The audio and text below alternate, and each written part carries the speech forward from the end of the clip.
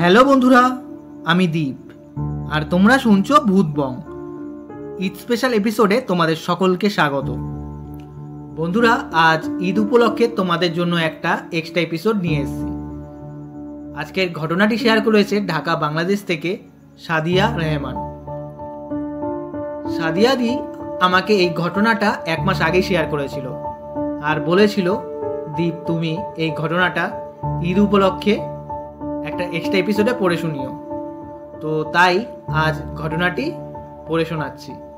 আমার আজ এতই ভালো লাগছে যে আমাদের এপার বাংলার সাথে সাথে ওপার বাংলার মানুষরাও আমার ভূতবঙ্গের ঘটনা শোনে।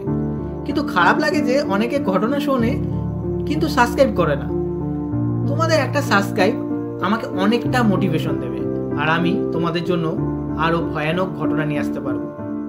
তাহলে এবার সাবস্ক্রাইবটা করেই দাও তোমরা।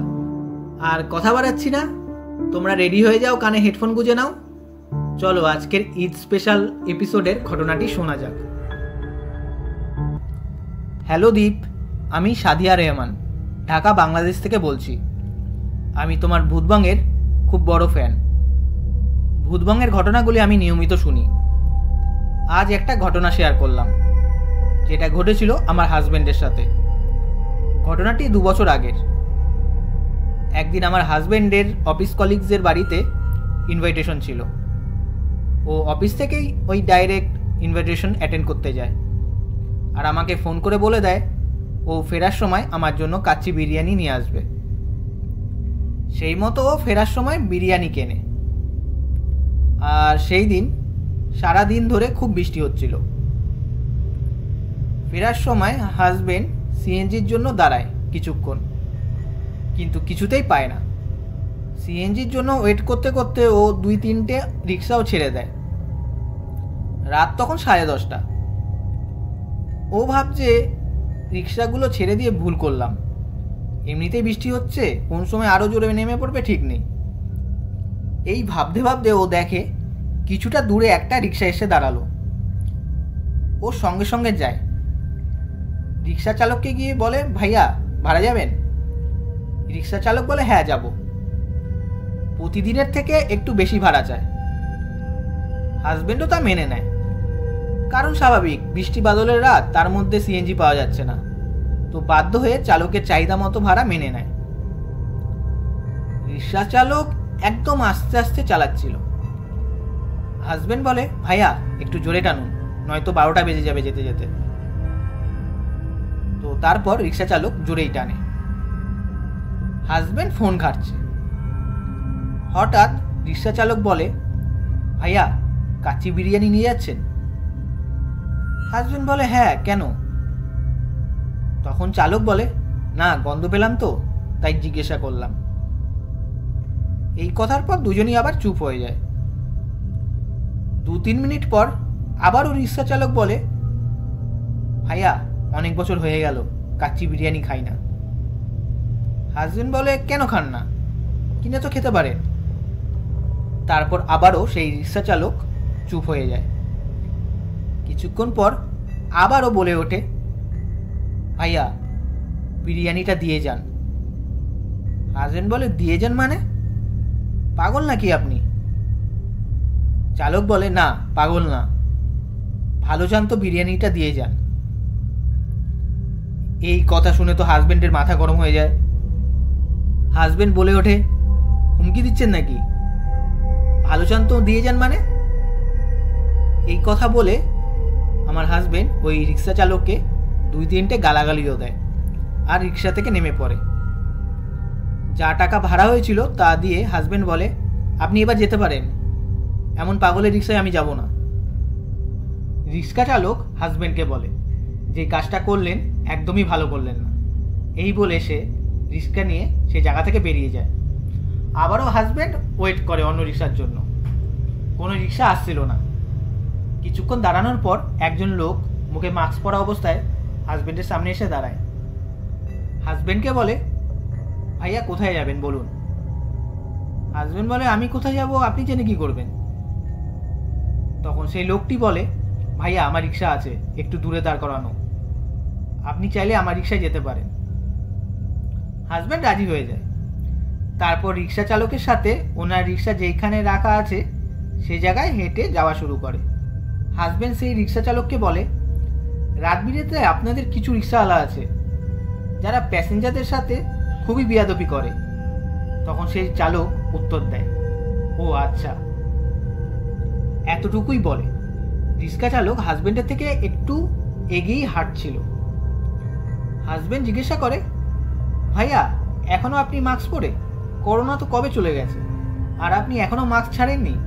তখন সেই চালক উত্তর দেয়, না, যদি আবারও করোনা হয়ে মারা যাই তাই পড়ে আছি। এই শুনে হাজব্যান্ড একটু হেসে ওঠে। তারপর সেই রিক্সা চালক হাজব্যান্ডকে জিজ্ঞাসা করে, ভাইয়া ব্যাগের মধ্যে কি কাচ্চি বিরিয়ানি আছে? হাজব্যান্ড রাগান্বিত অবস্থায় বলে, হ্যাঁ কেন? চালক বলে, না, গন্ধ পেলাম তো তাই জিজ্ঞাসা করলাম। হাজব্যান্ড তো ভেতর ভেতর খুব রেগে যায়। সে আগের রিক্সা চালকের মতো সেম করছে, কিন্তু ওর এই রাগটা কয়েক সেকেন্ডের জন্য ছিল, কারণ ও যে জিনিসটা দেখে ও নিজের চোখকে বিশ্বাস করতে পারছিল না। ও দেখে সেই চালক হেঁটে যে যাচ্ছে কিন্তু পা নেই। মানুষ যে স্টেপ বাই স্টেপ পা ফেলে সেইভাবে যাচ্ছে না, হাওয়ায় ভেসে ভেসে যাচ্ছে। হাজব্যান্ডের বুঝতে বাকি নেই যে জিনিসটা কি, কিসের পাল্লায় পড়েছে। হাজব্যান্ড ঠিক করে, না, একে তো বুঝতে দেওয়া যাবে না যে আমি বুঝে গেছি, যেইভাবে হোক পালাতে লাগবে আমাকে। তো অনবরত কথা বলে যায় সেই জিনিসটার সাথে। হাজব্যান্ড জিজ্ঞাসা করে, ভাইয়া আপনার রিক্সা আর কত দূর? সেই জিনিসটা বলে, ওই তো ওই পাঁচিলের ওপারই দাঁড় করানো আছে। হাজব্যান্ড তো ভালোভাবেই জানে ওই পাঁচিলের ওপার গেলে ও আজ শেষ। তো কি করে ও বুদ্ধি খাটিয়ে বলে, ভাই আমার খুব জোরে পেচ্ছাপ পেয়েছে, একটু বিরিয়ানির ব্যাগটা ধরবেন? তো বিরিয়ানির ব্যাগটা দিয়ে ও পেচ্ছাপ করতে যায়। পেচ্ছাপ তো করতে যায় না, পালাতে যায়। পেচ্ছাপ করতে গিয়ে জোরে ছুট লাগায়।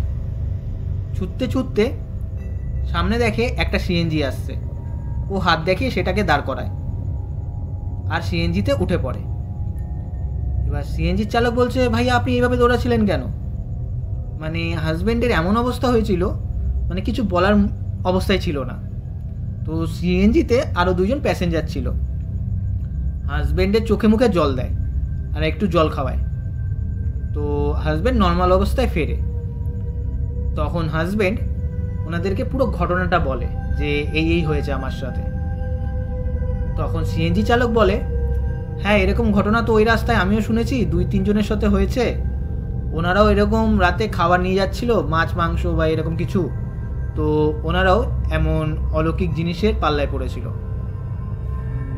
তো সেই রাতে ওই সিএনজি চালক আর 2 জন প্যাসেঞ্জার আমার হাজব্যান্ডকে পুরো আমাদের ফ্ল্যাট অবধি দিয়ে যায়। সেই দিন রাতে হাজব্যান্ড স্বপ্ন দেখে সেই রিক্সা চালক হাজব্যান্ডকে বলছে, তুই বিরিয়ানিটা দিয়ে গেছিলিস বলে বেঁচে গেলি আজ, কিন্তু তুই যে আমাকে গালাগালি দিয়েছিলিস এর ফল পাবি। আমি এসব কথা ওর কাছ থেকে শুনে তো খুব ভয় পেয়ে যাই, যা যা স্বপ্নতে দেখেছে যে। তো আমি ওকে বলি, দেখো আর রাত করে কোনো খাবার দাবার আনতে লাগবে না, আর ওই রাস্তা দিয়ে আসবে না। তো কথা মতো ও 1 মাস কোনো খাবার দাওয়া রাত করে বা ওই রাস্তা দিয়ে আসতো না। কিন্তু ওই সময় যেটা হয়, সময় এগিয়ে গেলে সব ভুলে যায়। তারপর থেকে আবার ও রাত করে খাবার দাবার আনতো, আর খাবার দাবার আনলে ওই রাস্তাটা অ্যাভয়েড করেই আসতো, অন্য রাস্তা দিয়ে ফিরতো। দীপ, এই ছিল ঘটনাটা লিখে পাঠালাম। এই ঘটনাটা যদি তুমি ঈদের জন্য একটা এক্সট্রা এপিসোডে পড়ে শোনাও তাহলে খুব খুশি হব। তাহলে বন্ধুরা, আজকের এই ঈদ স্পেশাল এপিসোডের ঘটনাটি তোমাদের কেমন লাগলো অবশ্যই কমেন্ট করে জানিও, লাইক করে দিও, আর পারলে তোমাদের বন্ধুবান্ধব বা ফ্যামিলি মেম্বারদের কাছে ঘটনাটি শেয়ার করে দিও। আর বন্ধুরা, তোমরা তো আগেই জানো যে ভূতবংয়ে কীভাবে ঘটনা পাঠাতে লাগে। তো আমাদের ইমেল আইডি bhutbongofficial@gmail.com, এই জিমেল আইডিতে তোমরা ঘটনা তোমাদের পাঠাতে পারো। তাহলে চলো বন্ধুরা, আজকের জন্য এইটুকুই। Tata, by.